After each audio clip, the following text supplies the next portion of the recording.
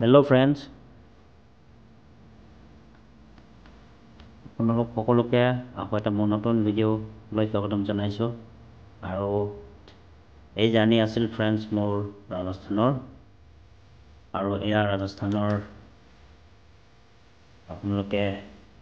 Video' দেখা পাইছে আৰু ইয়াত আপোনালোকে দেখিছে পাতল পাতল গছ গছনিবোৰ গুল্ম জাতীয় আৰু এই গছবোৰত বহুত কাঁইট থাকে কাঁইটীয়া গছ সচৰাচৰ আমাৰ নৰ্থ ইষ্টৰ নিচিনা ইয়াত ঘন জংঘল এনেকুৱা দেখা পোৱা নাযায় যিহেতু ইয়াত ৰাজস্থান এলেকাত বৰষুণৰ পৰিমাণ কম আৰু ইয়াত দেখিছে আগলৈ পাহাৰ দেখিছে আৰু এই ভিডিঅ' মই শ্বুট কৰিছিলোঁ ফ্ৰেণ্ডছ এটা মৰ্ণিং টাইমৰ হয় আৰু এই দেখিছে প্ৰকৃতিৰ গছ গছনি আৰু পাহাৰ দেখিছে আৰু এইবোৰ চাই সকলোৰে মন আপ্লুত হয় ভাল লাগে আৰু এই প্ৰকৃতিৰ পাহাৰ গছ গছনিবোৰ চাই আমি মানুহে আনন্দিত হয় আৰু এই গছ গছনিবোৰে আমাক অক্সিজেন দিয়ে আৰু ৰাজস্থানৰ এলেকাত বৰষুণৰ পৰিমাণ কম যদিও এইডোখৰ এলেকা এইটো মেইন ডিজাৰ্ট এলেকা হয় তাৰপৰা বহুত দূৰত এনেকৈ আপোনালোকে গছ গছনি দেখিছে আৰু ৰাজস্থান এলেকাত ফ্ৰেণ্ডছ আপোনালোকে আহিলে দেখা পাব গছ গছনিবোৰ আৰু যদি আমি ডিজাৰ্ট এলেকাত যাওঁ ঘৰ মৰুভূমিত তেতিয়া আপোনালোকে টোটেলি বালি দেখা পাব য'ত গছ গছনি আপোনালোকে একেবাৰে দেখা নাপাব যিহেতু ইয়াত বৰষুণৰ পৰিমাণ বহুত কম আৰু ইয়াত কি বালিৰ পাহাৰো আপোনালোকে দেখা পাব যিহেতু ইয়াত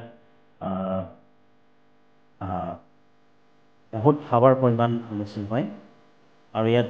দিনত তাপমান বহুত হয় 40 ডিগ্ৰীৰ ওপৰত গুচি যায়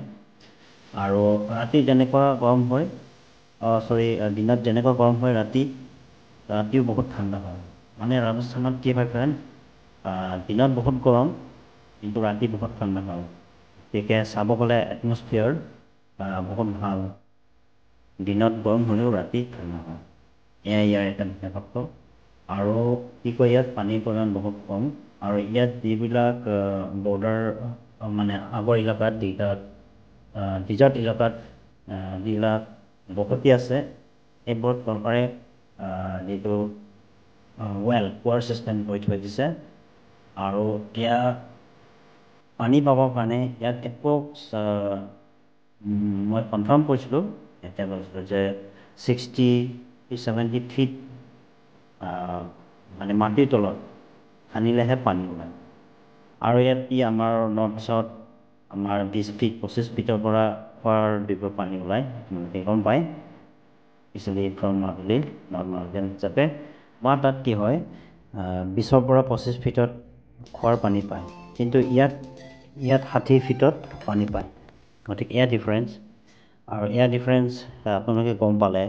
তো এই ৰাজস্থান সমুদ্ৰ পৃষ্ঠৰ পৰা ওখ মানে যিটো সমুদ্ৰ পৃষ্ঠৰ পৰা যিটো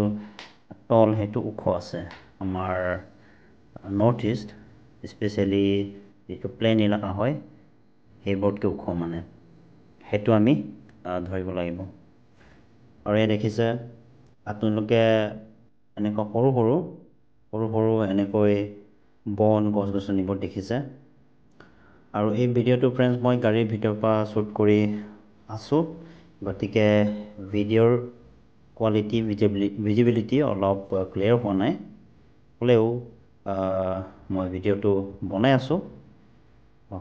যাতে আপোনালোকে চাব পাৰিব যে ৰাজস্থানৰ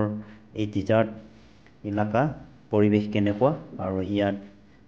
মানুহৰ বসতি গছ গছনি পৰিৱেশ কেনেকুৱা সেইবোৰ আপোনালোকে দেখা পাব আৰু দেখা পাইছে আৰু চাওক কেনেকৈ পাতল গছ গছনি ইয়াত দেখিছে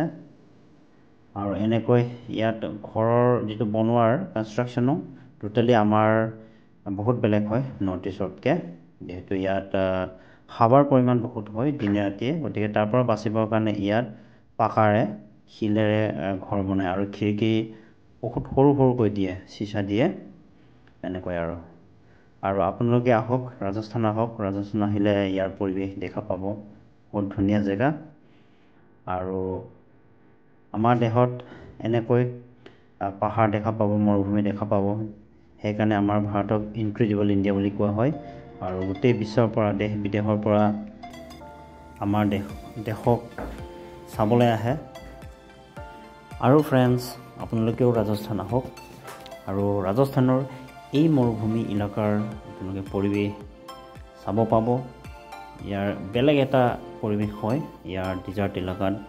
ইয়াত গছ গছনি কম, মৰুভূমি, বৰষুণ বহুত কম, এনেকুৱা আৰু এয়াই আছিল ফ্ৰেণ্ডছ। আৰু সেনেকৈ আপোনালোকৰ পৰা মই এই ভিডিঅ'টো ইমানতে আজি সামৰিব খুজিছোঁ। তো ভিডিঅ'টো চাই আপোনালোকে ভাল পালে লাইক কৰিব আৰু থেংক ইউ।